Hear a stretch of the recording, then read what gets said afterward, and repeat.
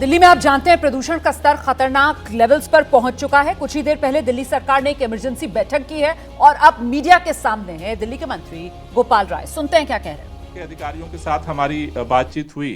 उनका कहना है कि हमने ट्रिप तो बढ़ा दिया है, लेकिन अभी राइडरशिप नहीं बढ़ रही है। तो दिल्ली के लोगों से हमारी अपील है कि 60 ट्रिप एक्स्ट्रा कर दी गई है मेट्रो की। साथ ही साथ 2400 जो है वो ट्रिप जो है वो बसों की बढ़ा दी गई है।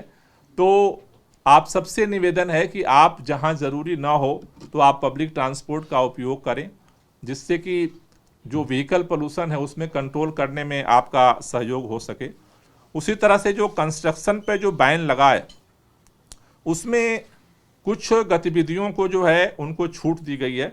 जिन लोगों को छूट दी गई है उसमें रेलवे सेवाएं, रेलवे स्टेशन की परियोजनाएं, मेट्रो रेल सेवाएं, स्टेशनों की परियोजनाएं, हवाई अड्डे, अंतर्राज्यीय बस टर्मिनल, राष्ट्रीय सुरक्षा, राष्ट्रीय संबंधी गतिविधियां, राष्ट्रीय महत्व की परियोजनाएं, अस्पताल, स्वास्थ्य देखभाल सुविधाएं, लीनियर सार्वजनिक परियोजनाएं जैसे राजमार्ग, सड़कें, फ्लाईओवर, ओवरब्रिज, पावर ट्रांसमिशन, वितरण, पाइपलाइन आदि, स्वच्छता परियोजनाएं जैसे सीवेज ट्रीटमेंट प्लांट और जल आपूर्ति परियोजनाएं, उपरोक्त श्रेणी के लिए विशिष्ट एवं पूरक सहायक गतिविधियों की जो परियोजनाएं हैं।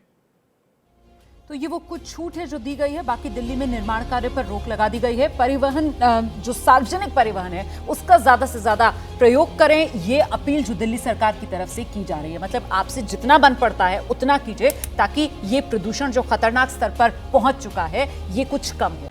जब सियासत के शोर में खबर खोने लगे, जब सूचनाएं कम, हंगामा ज्यादा होने लगे, तब जरूरी है संविधान के पन्ने पलटना, खबर की तह हटाकर आगे निकलना। मगर ये करेगा कौन? इसलिए अब टूटेगा मौन, जिसे मालूम है सियासत की बिसार, जिसने देखी है सत्ता की शह और मार।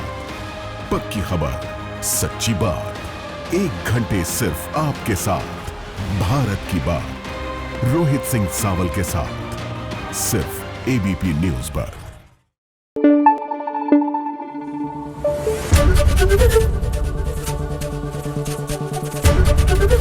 एबीपी न्यूज आपको रखे आगे।